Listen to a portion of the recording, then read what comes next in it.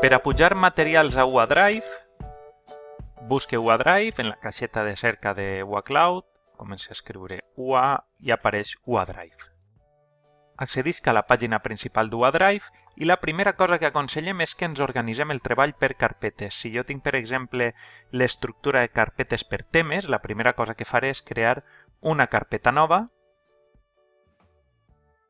Ja tenim així la carpeta 3 i una volta dins puc començar a pujar fitxers. Si vull compartir un fitxer, un PDF, per exemple, amb els alumnes, el que faré és fer clic així, pujar el fitxer, examinar el meu disc dur i seleccione el meu fitxer PDF i ja el tinc disponible.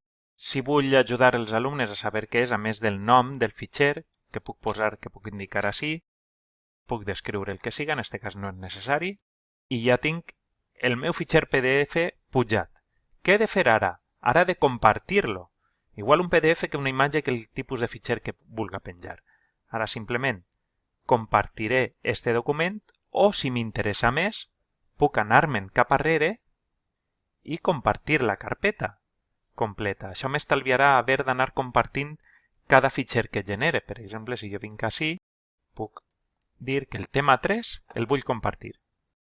En la primera icona, publica material docent, compartix, indicaré a quin grup, en este cas a este, vull compartir-li un material. Guarde i este material està compartit. Per tant, un alumne podrà entrar a la carpeta 3 i els elements que tinga així dins estaran publicats i accessibles per a ells per a descarregar.